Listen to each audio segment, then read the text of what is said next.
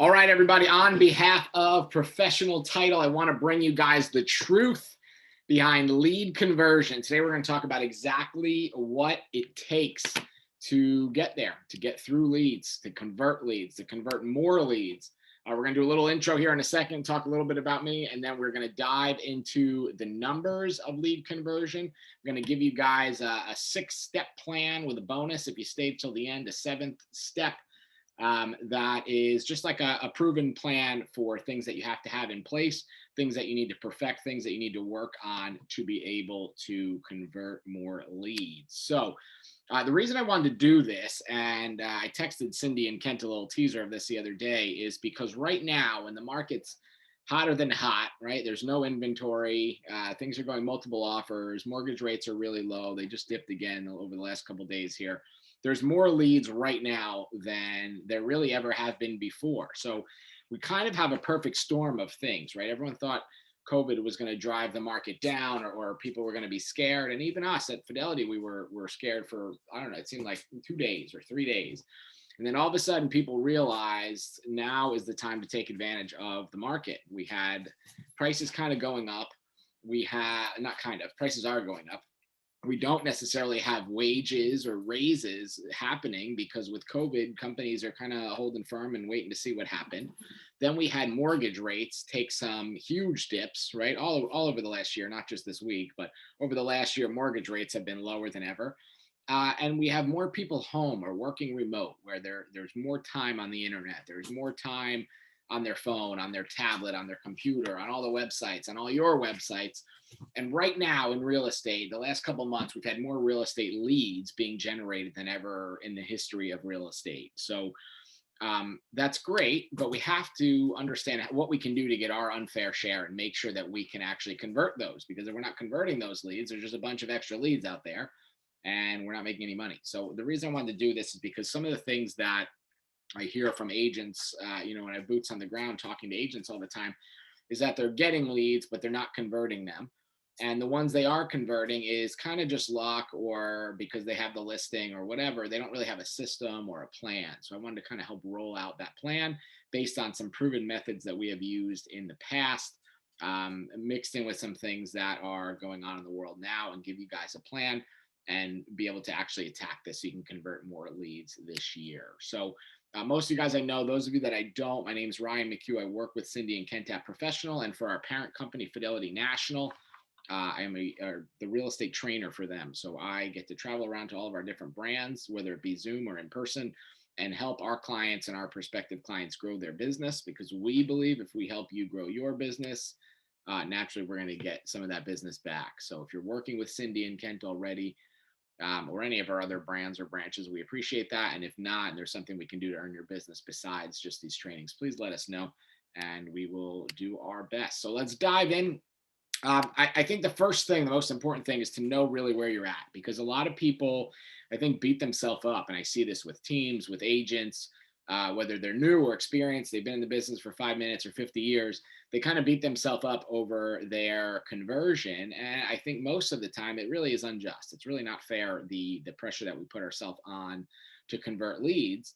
And one thing that's interesting to me is I used to recruit and train for one of the biggest national franchises, and I'd bring in new agents all the time, experienced agents as well, but mostly new agents would think, oh my God, I got one lead. If I don't turn that into a deal, I'm not good at this, or this isn't for me, or this isn't the right thing. And obviously those that are more experienced like us, we might know that that's not always the case, but I wanted to be real, because I really believe that before you can create a plan or improve your business, you have to be real with where you're at and what you're up against to know, where we stand. So I took these numbers from a whole bunch of different places and kind of combined them. And what you're going to see is the worst case scenario to the best case scenario for conversion ratios. And some of them are kind of wide, but I want to give you the idea of where we're starting at. So when we talk about conversion rates, the 4 most popular numbers that get talked about are direct mail, cold calling, internet leads, and database. So I wanted to kind of dive into them. Direct mail, the conversion rate on average is between 0.1% and 2%. So if we send 100 mailers, the best case scenario is we're going to get 2 responses, or we're going to get 2 calls. Now, this is over a large sample size, right? So there's always a chance we could do a just listed today and send out 100 and get a listing and get a bunch of contacts. But over a large sample size, what we're looking at really is 0.1% to 2%. When we switch that to cold calls, we're going up a little bit more, 0.5% to 4%. People that are doing really well and are really targeting things, expireds, old expireds, FISBOs, things like that, are getting 4%. The 0.5%, means less than one appointment per 100 dials when we're just, dialing down the yellow pages or cold calling neighborhoods. When we talk internet leads, 0.5%. This is the shotgun kind of approach. These are the classified ads, the very, very broad social media ads, things like that, all the way up to about 5%. These are your more targeted ads, such as Google, pay-per-click, things like that, retargeted ads and whatnot. And then when we talk database, the conversion usually goes way up. People that are not working a database at a high level will still convert around 1%. But people that are doing really well with the database and communicating it with it systematically and really working it hard, they will convert up to about 17%, which is roughly 1 in every 6. So that can get, to be a pretty good conversion rate. But the truth is, what happens for us as realtors is most of the time, we dabble in a little bit of all of these. We work a little bit our database, we do some internet leads, we do some calling, and we do some direct mail. And when we look at these things, a lot of times what I see is that agents are not giving themselves an at bat. They'll say, okay, I'm going to try cold call. So I'm working with a guy down here who his goal every day since the beginning of the year. So it's been like 22 work days or 23 work days, something like that he's worked or dialed since the beginning of the year. And his goal every day was to make 10 contacts, and he's just calling expireds and old expireds. And when we look at that, he wanted to set 1 appointment a week because he figured if he set 1 appointment a week, went on one, he's going to get 1 out of 4 at least, even if he's not doing that great, and convert them. But when you really look at those numbers, hitting 10 contacts a day is great. But he's really not even giving himself an at bat, because best case scenario, 4% of them are going to convert, and 4% of 10 is non-existent, right? It's not even 1. So could he get 1 or even 2 in a day? Of course, but the numbers aren't really there. So when we talk conversion rates, I just wanted you guys to know these numbers before we dive in. And one of the things I always kind of teach and train realtors when they're building their business plan or when they're working towards setting themselves up for success is making sure they have the correct number of leads. And we're going to talk about that a second in the create slides that are coming up here, our first C, our first part of the plan. But what I want you to keep in mind is just a piece of advice. If you're looking to build a real estate business, if you're looking to grow your real estate business, get it to be better than where it is now, I want you to keep the number 100 in your mind. And the reason for that is if you're not generating at least 100 leads per month, it could be across all these sources, but if you're not generating at least 100 leads per month, usually you're not really setting yourself up for success. So as we talk about these things today, I hope that's not the only thing you take away, but if it is, I'll feel like we move the needle a little bit forward. Your first goal when we're talking about creating leads, which is going to be next, is to do anything you possibly can to get to 100 leads in a month. And until you do that, nothing else really matters because that's giving you the best chance for success. So let's dive in a bit here. So exactly what does it take to convert leads or to convert more leads? The truth behind lead conversion is that you have to have a plan. And most realtors don't. We just wing it, right? A lead comes in, we try to remember to call them back or follow up with them or text them back or send them properties or put them on a drip campaign or whatever, but we don't always have a plan. And I want you to leave here today with a 6 or 7 step plan that I'm going to try to kind of spoon feed to you. And every one of you guys can kind of tweak it to make it your own. But I really want to make sure we have a plan. We want to leave here with a plan. So it takes a 6-step plan, and we're going to dive into that now. Here's the 6 steps. And again, I'm going to give you a bonus 7th at the end. But number 1, create. Number 2, capture. Number 3, connect. Number 4, cultivate. Number 5, convert. And number 6, close. And we're going to dive into each and every one of these things a little bit deeper throughout the course of the hour here so that you can really be clear on that. So let's talk about number 1 first, create. When we're talking about creating enough leads is the key to converting leads. If we don't have enough leads, that's our foundation. We don't have anything to convert. So for most realtors, they ride the roller coaster. They go crazy ups and crazy downs and crazy highs and crazy lows. And unfortunately, at one of the lows or at one of the bottoms is when they jump out of the business or they get a real job or they can't afford it anymore. Or they have to go tend bar or pick up a job that they don't necessarily want to do. And there's nothing wrong with that. But if we want to get past that, we want to convert more leads, we want to make more money. It all starts with creating. Step number one is create. It's time to generate leads. Again, write down if you're taking notes or following along. The goal is to get to 100, right? As quickly as we possibly can. So what I want to do, just real quick, throw in the chat some nice and simple things. What are some sources? We're going to talk about paid versus free lead generation here. What are some sources of paid leads? Just throw a couple in the chat just to keep everybody awake. Give me some paid lead sources that you might pay for or that you might use. Ready, go. Paid lead sources. Give me a couple. Sync, good. Facebook, good. Real Geeks, good. One or two more. One or two other things that you can do to pay for leads. And then I want to also think about free. What are some free ways that we can generate leads? So give me one or two free lead generation sources as well. Zillow and Facebook, good. And the paid ones, awesome. Give me one or two free lead sources now that we can do. And what I want, Sphere of Influence, good. Palm Agent, good.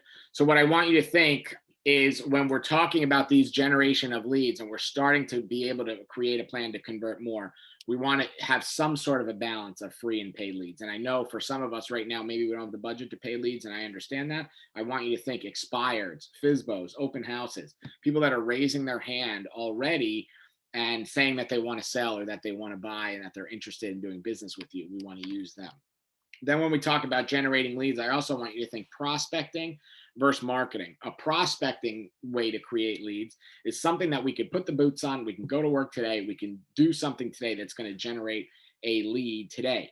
So these are your expireds. These are your knocking on doors. These are your going to head over to a FSBO. These could be your investors. These could be your flippers. These could be your tenant conversions.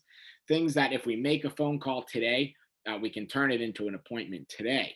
And then when we switch over to the marketing side, I want you to think it's more passive.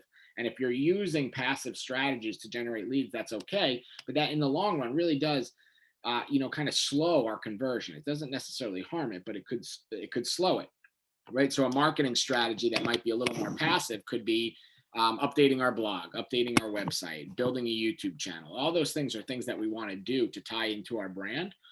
But there are things that we put out there and then we wait for people to reach out to us. They're kind of playing defense, where when we're talking prospecting, we're playing offense. We're going out there and we're attacking today. Then when we talk about content, what kind of content are you generating regularly that's helping you to bring in leads?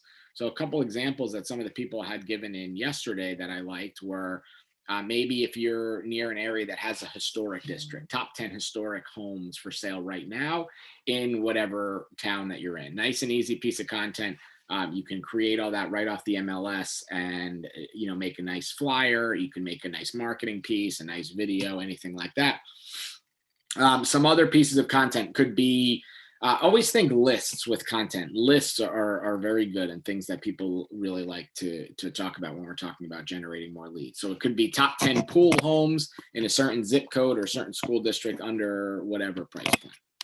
And then making sure that we have a call to action on there. So when we're talking about converting leads, again, this is kind of that foundational step of generating the leads. But one of the things that a lot of agents miss out on is the fact that they don't have enough calls to action in there. I see this literally every single day in my market. I'm sure it's similar to you, in your markets as well.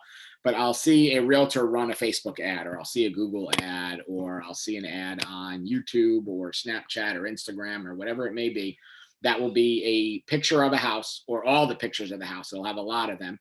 And it will say, new listing, 123 Main Street, 3-bed, 2-bath, pool home with a recently redone kitchen in XYZ school district or in XYZ neighborhood. That's it. There's no call to action in that, right? It's just showing that. And if that person isn't looking specifically for that, there's no possible way they're going to do our next step, which is capture, which we're going to talk about in a second. We need to have a great call to action on everything that we do, whether it's paid or free marketing, whether it's prospecting versus marketing, whatever content we're creating. If we don't have a really important, really clear, crystal clear call to action, we're going to struggle. Because when we look at that, how are we going to get that lead to come to us? If we're just showing off a house or a new listing or a neighborhood or an area or a list of something, that's great. But if that doesn't like ring that person's bell that day, if it doesn't make them excited, or if it's not something that they need, they're not just going to voluntarily wake up and call you because you're a nice guy or girl. They are not going to do that, right? So we have to make sure we have a big call to action in there. And when we talk about converting leads, I think that's the first part that realtors really drop the ball. We do okay with paid or free leads. We do okay with prospecting and marketing. We do okay with content. We don't do that great in general with calls to action. So if you've released any marketing in the recent past, if you are creating a flyer or working on something now, maybe you're making something for an open house or door hangers or direct mail or whatever it is that you're doing, is fine. Make sure that you have a great call to action on there. Some of them could be call me at 1 2 3 4 5 6 7 for your private showing. It could be text me at for a link with private details. Could be email me at for all the pictures, all the photos, and a private video. Just something that makes them take action to do something. And then when you receive that lead, we're going to get into part number 2 here, which is capture. So the ability to capture leads is one thing that really helps you convert more leads. So we just talked about creating leads, and creating the leads is the first step, right? It's the foundation. But if we're not capturing them, this is where we really start going downhill and we really start struggling. And I see a lot of realtors that generate a lot of leads, or maybe they get a lot of names, or they have lists or piles of names from somewhere. They generate a lot of internet leads, but they're really struggling with the capture. So when we think of how we're going to capture leads, if you're doing any form of internet leads, what is a way that you capture them? Think about, let's just say strictly social media leads to start, because that's always a popular one. There's 2 things that I'm thinking of, or 2 ways that I'm thinking that you can capture leads off social media. Does anybody know what they are? Type in the chat if you know the 2 most common ways to capture leads on social media. I'm going to give it a couple seconds. What are the 2 most popular ways to capture leads on social? All right, so number 1 would be a lead generation form. So if you're using Facebook ads, if you're using Instagram ads, you can use what's called a lead generation form to be able to generate and actually capture the lead. So let's say you run a great ad, it has a great picture of a house, you did a great call to action. It says, check out this 3-bed, 2-bath pool home in XYZ historic district. Text me or click this link for your private showing. And they actually click the link, right? They actually do it. They go on there, and then you have one of the lead generation forms, and you will get their name, their phone number, their email. Cindy said a good one, the lead gen form from our app, right? So if you're not using our app, there are lead gen calculators that have lead gen forms built right into that. So when people use the calculator, they have to put their information in, and then you get that information. Perfect. And then the other way is kind of the aggressive way, the social media, other way to capture on social is to be able to react and respond to what other people do. So let's say you make a post, and you just make a post. It's not an ad, so we're not paying. It's totally free. And you put up, hey, check out my newest listing, or guess where I'm at in town, or look at this 3-2 pool home. How much do you think it costs? And you make that great post, and maybe 10 people comment, 125 people view it.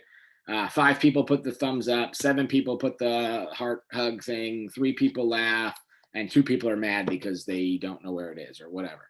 You can see all of those reactions. You can click on every one of those people and click on their Facebook page. And when you go to about, you're going to either get a phone number, an email, or at least their full name. And then you have their messenger as well. And this is kind of forcing that capture. So what I want you to think of, whatever source of leads that you are using. So if it's social media for you, great. If it's cold calling, if it's direct mail, what is your strategy? How are you going to capture leads? Specifically, how are you going to capture leads with that? Then we talk about where and when. So where are some other places that we could capture leads? Come to mind, to me, the first things that come to mind, open house is always one, right? Any kind of networking events. I know with COVID, it might be tough, but if you're doing any kind of networking events, anything with your, maybe if you have kids, you're doing events with them in school, maybe you're doing clubs or hobbies, things like that. And when are we capturing? as early as possible and as often as possible, right? If we don't have a preset plan on how we're going to capture, we run into trouble. So anything that you're doing this year, whether you're adding new lead generation sources or you're just kind of tweaking the ones that you got, we need to think of how are we capturing leads, where are we capturing these leads, and when are we capturing these leads. And knowing this and having a preset plan with this is what's going to help us capture. And the goal long term here, of course, is to convert more leads. Let's talk about connect. How are we going to connect with them? This is the popular one that we always hear all the time. What's the right time frame? When do you call people? The answer is always quickly, right? So when we're talking about connecting with leads, it's as quickly as we possibly can. We're in a society, in a day and age where we want instant gratification, especially in real estate, especially with leads. Anything we're buying, selling, anything like that, we always want that instant verification. We need to look at this and understand, okay, what is our system in place to be able to actually get back to leads quickly? And I realize that quickly means something different to every single person. But we used to have a rule on our team that with internet leads, if it came in and no one got it in that first 5 minutes, then it went to the next person. You had 5 minutes to grab it. If not, it went to the end of that. And I know all of us are thinking, oh man, maybe I can't always answer my phone. Maybe I don't like to answer my phone. Maybe I have an activity that I do every day that doesn't allow me to answer the phone within 5 minutes in there. And that's fine. But what you have to do is you have to preset some spots in your calendar that give you the best opportunity to connect with leads and get those scheduled out. So obviously, if you see your phone ring right now and you can answer it, great, pick up the phone. If not, have preset times in your day that you get back to people that never exceed more than 1 day. So a good example of this could be we're always obviously trying to answer right away. If not, maybe our first, quick response preset block is we have a 20-minute block before we take our lunch break or while we're eating our lunch or whatever we do at lunch. We have a 20-minute block that's preset on our calendar strictly just to be able to connect with leads that we missed or connect with people that we need to call back. Then we have an end of the day slot. So before we check out or sign off or clock out or whatever we do at the end of the day, we have a time that's blocked just to get back to people. That way, every day, worst case scenario, the lead waits until the end of the day. So if that's the worst case you're looking at in your quickly time frame, we're doing okay. Then I want you to think the second bullet here is across all mediums. So how are we getting back to them? So just because someone calls in doesn't mean they're ever going to answer their phone again. So we have to become kind of creative, super sleuth FBI agents here and be able to understand that if someone calls in, or we get their information on a Facebook lead form, if we call them and they don't answer, this morning and twice tomorrow and 3 times the next day, and they just never answer their phone, they're probably never going to answer. Usually in those first couple of days, if you hit them hard multiple times and they just don't answer, they're never going to answer that phone. They're not going to, that's just who they are. They're not someone that answers the phone from the number that they don't know. But then we have to think, are we doing this across all mediums? Are we giving ourselves the best chance to actually convert this lead? Because when we're talking about lead conversion, it's not just, okay, we got the lead in one manner and that didn't work, so then we give up. The conversion comes from the people who get it as a call and then they text them. Then they track down their email. Maybe it came in on social media or they track the person down on social media, so they send them a Facebook message. Maybe they're someone that's in our database that called us or, raised their hand to sell or buy, can't get back to them on the phone. We track them down on Instagram or we add them as a contact in our phone and sync them to all the social media apps and see if they have any social that we can go after them on. You have to become kind of a super sleuth to convert these leads because most of the time when people are just kind of throwing their information out as feelers there or to be able to get more pictures or something, they're not always the easiest to convert, right? So we have to look at that and say, okay, what can we do? How can we get them? What different ways can we use? Then we need to talk about asking questions. So when we're connecting with them and we're in this third step here, the connect step on our journey of converting more leads, we have to think, are there any key questions that we can ask that are going to help us convert this lead or help us get some more information? So in the chat, throw 1 or 2 questions that you might ask a new lead. So let's say a lead calls in and they say, hey, it's, my name's Ryan. I am calling about 123 Main Street. I just want to know what the price is of that. What are some questions that you can ask them? Give me some ideas. Throw in a question or 2 in the chat that you can ask leads to help kind of connect with them on a higher level. There's a couple specific things I want to kind of grab in here. What are some specific questions that we ask every lead that we're working with? Buyer, seller, Tell me why you're moving. Good. So what's making you move? Good. What else? What's your time frame? Good. What else? Missing at least one obvious one here. Come on, one more. Needs and wants. Good. I'm thinking one more. Area. Good. One more. Price point. Good. All right. So some key questions that we're trying to ask. Are you pre-approved? Awesome. So some key questions we're trying to ask to extend that first conversation, because a lot of times the questions is where we lose leads and we lose them quickly, right? So in my example, someone calls in and they say, "Hey, I'm calling about the house over at 123 Main Street. I was driving by, saw the sign in the yard, saw your number on it, so I called it. How much is that house?" If you then say it's 400,000, if they can't afford 400,000, or in their mind they can't afford 400,000, or they just don't know, they're done. That's it. They're off the phone, right? So we need to get back to them with questions to be able to help connect with them more and understand what their needs are more. So when they ask that, I just drove by 123 Main Street, was just curious what the price point. Something great that you can say is, "Hey, awesome. I appreciate so much that you are asking about that. Thanks a lot for giving us a call.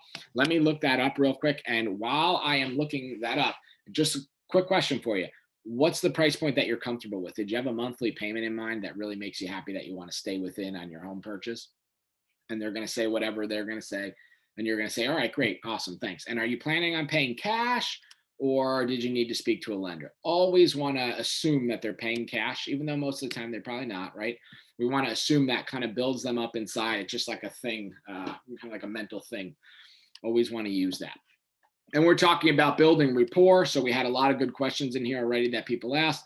Why you're moving, all those things are great. And then for me, I always like to find, I call it the needle. I like to find the needle. What is the thing that needles them that you can poke them with throughout the rest of this relationship to be able to help them make a decision that they want to make? So an example could be, well, someone asks why you're moving, right? One of the questions that you wrote in there, Tony said, "Tell me why you're moving." And they say, "Well, we're selling our house because we want to move to whatever, Orlando, because we want to be closer to our grandkids." Great. Now you have that needle the rest of the way. So if they do anything to hold the transaction back, to slow things down, you can always go back to that needling point and be able to say, "Well, I can understand that you might not want to give the buyer a $500 credit when we're selling this house because you feel that the air conditioning works fine, but at the end of the day, right now we're $500 away from getting you to Orlando with your grandkids. So what's more important to you, $500 today or getting to your grandkids in 30 days?" Right? We always have that needle. And ABC, if you've never seen that movie, it stands for always be closing. So as we're going through this connect process, we don't need to necessarily get through the whole sheet. So we used to always have a lead generation sheet or a lead generation form. And if you guys don't have one of those yet, I strongly suggest making that. And basically what it is, it's a basic script that you have either written down or made. Coffees for closers. Yeah, there we go. You've seen it, obviously. So it's either a script maybe that you have written down. It could be on your iPad. It could be in the notes in your phone. It could be literally a lead form. We used to have ours on a clipboard right by the phone. So if you're someone that works in an office all the time or at your desk, you can put it at the house. If not, keep it in your phone as a document, as a note. But it's all questions that you want to make sure you ask throughout the process so that you don't forget something and you don't miss something. So it's pre-qualifying questions. A lot of what you guys said. What's the area you're interested in? What are the needs? What are the wants? What's your time frame? Why are you thinking about moving? What price point? Are you pre-approved? Are you planning to pay cash? All these different things. But as you're getting through them, if you ask a question and you get a solid answer right away, just close. And instead of trying to work through the whole process, we can just close them right away. So in my example from before, we said, "Oh, tell me why you're moving." While I look up that price for you, and they say, "Well, we really want to sell this house because we want to get closer to our kids in Orlando." Great. I can totally appreciate that. And, one of the things I really would love to do is help you get to those kids in Orlando. To do that, we're going to need to meet for 20 or 30 minutes. So does today at 2 or tomorrow at 4 work better? And if they give you something, if they start pouring out information, close. You don't have to get through the whole process. A lot of realtors, they have this thing in their head that they don't want to be salespeople. And at the end of the day, salespeople help people get what they want when they want it. You're helping someone make an educated decision based on your knowledge, what you have going on. So closing someone early in the process And selling them something isn't a bad thing. Believe me, there's nothing you can say that's going to make someone buy a house that they don't want. We're not car salesmen here. We're not selling shampoo or fingernails. We're helping people, make one of the biggest financial decisions they're ever going to make in their life. And you're not going to trick somebody into making a financial decision. So help them understand and help them get there by closing. So far we've talked about we need to create more leads. That was number one. Number two was we need to capture more leads to be able to convert better. Number three, we just did now, we need to be able to connect with these leads. And we're going to talk about, overclicked one there, sorry. Number four, we need to have a plan to cultivate the leads. And this could be follow-up, but follow-up didn't mix with my 6 C's plan. So we called it cultivate. When we're talking about cultivating leads, I want to ask this first question. I just want you to be honest. I want everybody to put a yes or a no in the chat. Do you have a predetermined follow-up plan for each type of lead you get in? So what I mean by that is if I sent you, every one of you guys, let's just say I sent you an internet lead right now. Could you spit back to me? Could you email back to me and say, here's my follow-up plan for email leads or for internet leads or for open house leads or for expire leads or for FSBO leads? Who has a follow-up plan, a predetermined follow-up plan for all the kind of leads that they get? Say yes or no in the chat. 2 yeses, 2 nos, 50-50 crowd so far. CRM does, LOL. Yeah, I agree. So, and that's an okay answer. If your CRM has something built out where you can just drop them in and it runs, that's okay. There's nothing wrong with that. But most realtors, what happens is they don't have a predetermined follow-up plan that they can look back over a sample size and say, okay, yeah, that worked, or no, that didn't work, or we need to tweak it. Right. So let me give you an example. We used to have something that we called the 10 days of pain. And this was for all of our internet leads. So if someone came in through a Google pay-per-click lead, someone came in through a social lead, if someone came in from a Craigslist lead, anywhere that someone came in, if they came in from an internet lead, the first step of that follow-up plan was dropping them right onto this internet lead follow-up plan. And it was 21 touches over 10 days. So the first day they would get 2 calls back to back. So if I did call number 1 at whatever time it is now, 2:37, and they didn't answer, they'd get another call at 2:38. And then they would get another call that night as well as a text and an email. So on day 1, they'd get 5 touches, right? They'd get attacked 5 times across 3 different mediums. Then on day 2, they would get a phone call at a different time and an email at a different time. On day 3, we would go hunting for social and see if we could track them down on social. Day 4, it would be a text. Day 5, an email. Whatever that plan was, there was a predetermined plan for every one of those leads. And the reason for that is, number one, having the plan is going to help you cultivate, right? It's going to help you do better at follow-up, because in general, most of us are not really that great at follow-up. It's just who we are. Realtors in general are always kind of trying to grab that low-hanging fruit. Mortgage people, title people, the same. Us too. We're trying to grab the low-hanging fruit. If there's a deal out there that I can grab today with a little bit of work, with a little less work, I'd rather go grab that deal than work on 2 deals for tomorrow that only have a 50% chance of getting there if I know I can grab the lower hanging fruit. When we have an automatic pre-built follow-up plan that we can just drop people on, it's going to help us convert leads, because there's a system, there's a plan in place that if we're not there that day and somebody else has to do it, or we miss something, or we go away, we know we can follow a plan and be able to do that. The second piece of that is that plan scalable? So if you are, if you were kind of set back a little earlier when I said the goal is to get to 100 leads a month as quickly as possible, if that scared you a little bit, that means your systems, your strategy is not ready to scale to 100 leads coming in per month. And for a lot of people, that's okay. They might only be able to handle 3 leads at a time, or 6 or 18 or 24, whatever that number is. But we have to look at that follow-up plan. We have to look at our cultivate plan. And if we want to convert more leads, we have to think, is whatever we're doing now scalable? So if I'm working 2 buyers right now and 1 potential seller, that may seem like a lot right now. And I understand we have people of all different levels on the call. I get it. But what if that doubled overnight? What if it tripled? What if we got 20 referrals in next month and all of a sudden we had to do that? Are our plans scalable? Have we gotten them to a level that we can take them to the next step? And for most of us, the answer is no to that. And it's okay. What's going to happen as you kind of climb the ladder and build your real estate business, at every next step up, you're going to break something, and it's going to lead to long nights of tears and misery, and you're going to hate it for a minute, but then you're going to realize, okay, I need to take a step back. I need to change this. I need to tweak it, and I need to fix my follow-up plan. I need to fix my cultivate. So an example is right now, if you're bringing in, let's just say, I don't know, 20 leads a month, and all of a sudden next month you turn the faucet on, you started a new strategy, whether it be paid or free, and all of a sudden the first week of next month you got 100 in a week when you were used to getting 5 in a week. Something would break. You would either lose your leads, you wouldn't understand where they were going, you would mess up the routing, you wouldn't be able to follow up with all the emails, you wouldn't be able to set them all on an MLS search, whatever it is that you do that are your steps, you wouldn't be able to call all of them, text all of them. We have to look at that and say, for us to convert more leads, we need a program that's scalable so we can actually turn the faucet on. Because at the end of the day, the key to converting more leads is generating more, like we talked about, right? Creating more, connecting with more, capturing more, converting more, like we're talking about here, and cultivating. So is it scalable? Is there any automation? So Tony said his CRM does it. So that's some automation, right? So think about what you're using for automation and what can you automate? Can you automate something that's going to spit you back a notification that says, hey, you need to make sure you call Beth today, or you need to make sure you call Wendy tomorrow, or Tony the next day.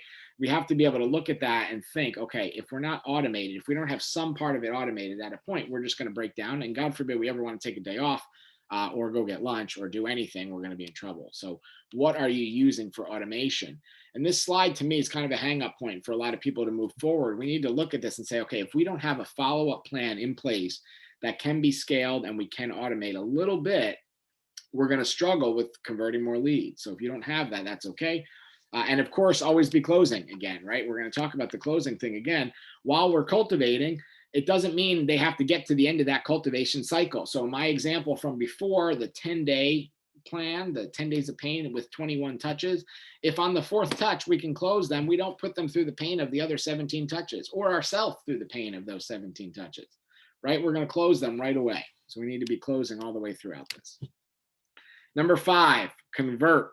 So we've talked about create more leads.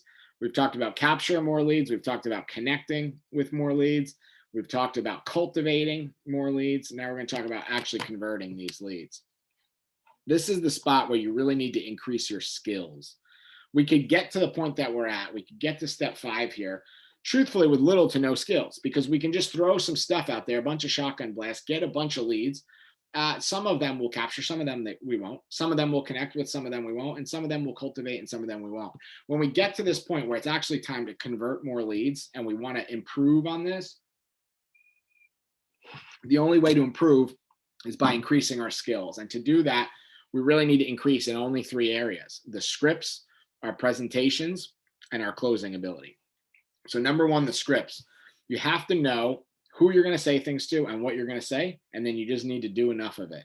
And until we do that, until we get those scripts down, that's going to be our first stumbling block on actually converting more leads. Because at the end of the day, the lead is always trying to outscript us. They don't know that, but they don't want to be sold, right? They don't want to be taken to an appointment. Maybe they don't want to buy something. They don't want to sign your listing agreement or your buyer consultation agreement or whatever it is you do. We have to outscript them, right? We need to do some sort of scripting to get them there. And what you'll find is when you find something that works, we need to tweak it a little bit, get better at it, and then just say it to more people. Once you find a script that works, you scale it, you say it to more people, and you'll convert more leads. Then our presentations. I always ask the question, how many people, and throw this in the chat, how many people have a presentation right now that if I said you had a lead at 3 o'clock coming in for an appointment, you wouldn't be worried if it was a buyer, a seller, a renter, a landlord, an investor? If we had an appointment set for you, wherever you're at right now, if there's a Starbucks within 5 minutes and I said, we're going to have a lead show up that's a buyer, who could just give a presentation at 3 o'clock because you have a pre-made one?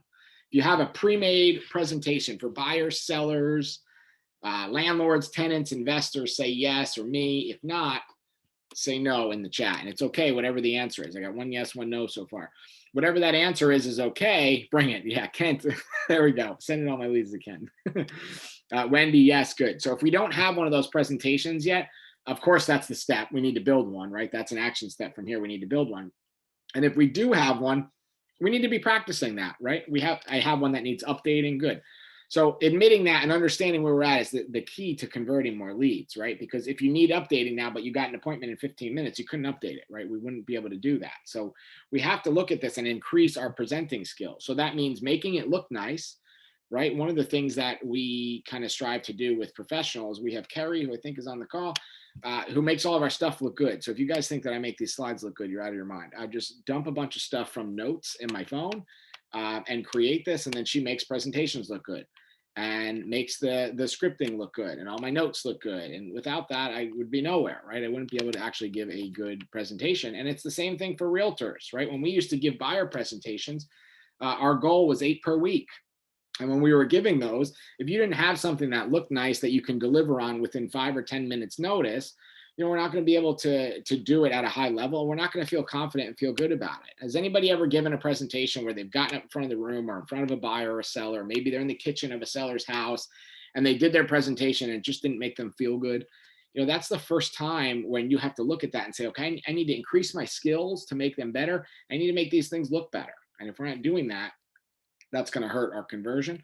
And then we need to work on closing for the appointment, right? So throughout the whole entire process, we need to be making sure we're closing for that appointment. We've talked about closing a couple times here in a row, but we always need to be closing for that appointment, no matter where we're at. We need to have that in our script. It needs to be built into our presentation. If you're a listing agent and you have a 50-slide listing presentation on your iPad, and you get to slide 3 and you all of a sudden recognize something where you have the ability to close, the other 47 slides don't matter. Who cares what you charge or that you do drone footage? If you can close them on slide 3, we need to close them. And the only way to do that is by increasing our skills. So, one of the things that you should be doing as agents is going through these things, practicing these things all the time, even if it's just 15 minutes or a half hour a day or a couple times a week. But run through some scripts with a role play partner. Maybe it's somebody on the call or someone at your brokerage, or maybe it's your dog or your kids or your spouse first, whatever. But run through those scripts, then run through those presentations. Could you give that in the back of your head with like it was nothing, right? Could you give that buyer presentation in your sleep? I could give, like, if you guys told me at 3 o'clock I had to give my buyer presentation, which by the way, I haven't worked a retail buyer since 2015 when I took over an office. I haven't done a real buyer presentation since then, but I did so many of those. It is so burned into my head that if I had to do a buyer presentation at 3 o'clock, I guarantee you I could sign any buyer you could put in front of me, guaranteed, because that presentation is just burnt into my mind, and I see it in my sleep. You guys need to be able to increase those skills to that level, because that's what's going to really help you convert. And then number 6, closing. First of all, this is for the appointment, but also for the deal, right? We need to be closing for the appointment all the time, like we've talked about on all these different setups here, all these different slides, all these different sections. We've been talking about that, but you need to be closing for the deal too. You need to be helping that person get to the point of actually closing a deal, because we're in a profit business, right? We're all doing this to make money. Yes, it makes us feel good and we like houses and it's nice and out of a schedule and all that stuff. But at the end of the day, we need to make money. So if we're not closing for the appointment throughout, and then we finally get to the appointment and we're not closing them for a deal, we're going to struggle. So you guys need to be able to present and to deliver to the point where you can say, okay, if I'm working with a buyer, I'm going to take a buyer out. We're going to show 5 houses and then we're going to sell them one. Or if I am a seller or I'm working with a seller, I'm going to do a preset plan and then I'm going to get you a deal. We're going to get you a buyer, within these first 2 weeks. We need to have that done and close them right away on that to get them there. How do we do this throughout the whole process? So what are you doing throughout the whole process? Are you asking the right questions? Are you kind of setting yourself up with some almost like some cheats mixed in there that okay, when I get to this point, here's a great point to close. When I get to this point, here's a great point to close. When I say this, if they say this, here's a great spot for me to close. And the only way you're going to get there is practice. And for a lot of us, we don't do enough volume. It just is what it is. We're not doing enough volume where we get to practice that every day. So we need to practice it with our peers and with other people if we want to convert more leads. And remember that you're always creating a memorable experience. So this is one thing that stuck with me a while back. You're always creating a memorable experience. The question is that going to be remembered in a positive way, or is it going to be remembered in a bad way? Some of the things that you do early on create a memorable experience that are either really great or really not so great. And some of the things you do throughout the entire process are that same way. So we'll talk about that a little bit more, but you have to think about what you do to create a memorable experience throughout the entire transaction. So one of the things we used to do that was really cheap and easy, and some of you that have been on some of my stuff before have probably heard this, but one of the things we did that was really cheap and easy was whenever we meet with someone for the first time in the consultation, we'd have something for them. And the way we figured that out was one of the only things we asked over the phone was, what's your favorite thing to drink? And what's your favorite snack? So it had to be non-alcoholic, the drink, to keep us out of trouble. And the snack, we were looking for, candy bar, Ritz crackers, whatever. And at our first time we would meet that person, we would always have that. So that may seem obnoxious, but I will tell you, we would ask them. So if let's just say we're setting an appointment, right? So we would plan this thing out, and we'd say, hey, Cindy, it's Ryan over at XYZ Realty, and I saw that your home had expired, and I'm just wondering when you plan on hiring the right agent to do the job. And she said, well, I'm actually interviewing agents. Great. What works for you? Today at 2 or tomorrow at 4? Tomorrow at 4. Awesome. So I just want to confirm your address is 123 Main Street. And am I correct in that you were listed before at 465,000? Yes. Awesome. Quick question before I let you go. What's your favorite snack and what's your favorite drink? And they always are like, what? And you say, come on, just answer. It's Milky Way and Mountain Dew. Fantastic. Now, on your way to that appointment, there's a Publix on every third corner in Florida. So we're going to stop off and we're going to get a Milky Way and a Mountain Dew, whatever combination I just said. We're going to bring that to them on their first appointment. And it's the same when they come to us. So if they come to us for a buyer consultation, if they come to us on Zoom, if they come to us for a showing, we're going to have those things available the first time. And the very first time you meet them, you create a memorable experience, no matter what. And most likely it costs $3 because usually a soda is $1 and change and a candy bar is $1 and change. And it's the easiest way to be able to create a memorable experience. And what's great is when you know those things up front, if there's ever a problem during the transaction, you can solve that problem with that candy bar or that soda. So one other example is, let's say you have a listing. And if you've ever had a listing that has a bunch of showings, you are surely going to get the call from the seller when they get back to the house that agent from XYZ Realty, none of the companies that we work for, obviously, but agent from XYZ Realty left the back door open and they left the light on and they changed the thermostat from 78 to 79 and they're just so distraught. If magically within the next half hour, a giant Milky Way and a 2-liter bottle of Mountain Dew shows up, they're less pissed off and their memorable experience is trending in the right direction because you remembered something about them, you came over and you handled it and you got it done. So think about what you can do throughout your transaction to create a memorable experience. If you don't like the soda and candy idea, that's fine. It was just an easy example to give you guys that we've done for years or had done for years that worked really well and was really cheap. I like things that work well, that are cheap, and that are easy to deliver on, right? No matter what part of the country you are, no matter what part of the state you are, no matter what market you're in, you have at least a 7-Eleven where if the things that they liked were, Coke and M&Ms, you could get them Coke and M&Ms really easily, really cheaply, and add to that memorable experience. So think of something throughout your lead conversion process, throughout your transaction process, that's helping you to create a memorable experience that they are not going to forget. Because the day that something goes wrong in that transaction, the experience goes good or it goes bad from there on out. And if you can't solve that, remediate that quickly, it becomes a problem. And the bonus, the number 7, the 7th piece of converting more leads. We talked about creating leads, talked about capturing leads. We talked about connecting with leads. We talked about cultivating leads. We talked about converting leads. We talked about closing our leads. And number 7 here is helping them become a customer for life. And really 3 things we want to do on that to make sure that happens. Number 1, what are you doing to guarantee referrals? So a way to guarantee referrals is to ask for them throughout the whole transaction at the best points, at the times when things go right. So give me an example, type in the chat of some of the times in a transaction where you think the client is the happiest. Give me an example. When are the clients happy throughout the transaction that you can ask for referrals? Accepted offer, good. Even before that, what else? I always think of buyer agreement or listing agreement, right? If I go on a listing appointment and that client chooses to sign that listing agreement, they're obviously happy with me. Otherwise, they wouldn't have signed the agreement, right? So that's a great time to say, hey, I'm so happy that we're working together. I'm going to get your picture scheduled for tomorrow. I'm going to get, my handyman out here to fix the door and paint the door, whatever. Who else that, is looking for this level of service when they're thinking about selling? Receiving an offer, good. Whenever an offer comes in. So you get your first showing, you get your first offer in. You're working with a buyer and you get the house, right? We get it under contract and we get escrow in and you get approved for the mortgage. You get the clear to close. There's so many times throughout the transaction that are good that those are the times you need to make sure that you get the referrals. Second part is, are you getting reviews? So what always happens with agents, there's some crazy NAR stat. I'm sure I'm going to butcher it, but it's something like 87% of people say that they would use their realtor again, and only like 14% of them actually do. not because the experience was bad, but because they didn't stay in touch, they didn't connect with people, or they didn't talk to them again. So what are we doing to make sure that we can do that? The second and third bullet here. Number one is getting some good reviews. That's going to help us get more people. It's going to help us get more business. How can we guarantee that we're going to get reviews? One of the things that we used to do to get reviews was we would bring a laptop or an iPad right into the closing.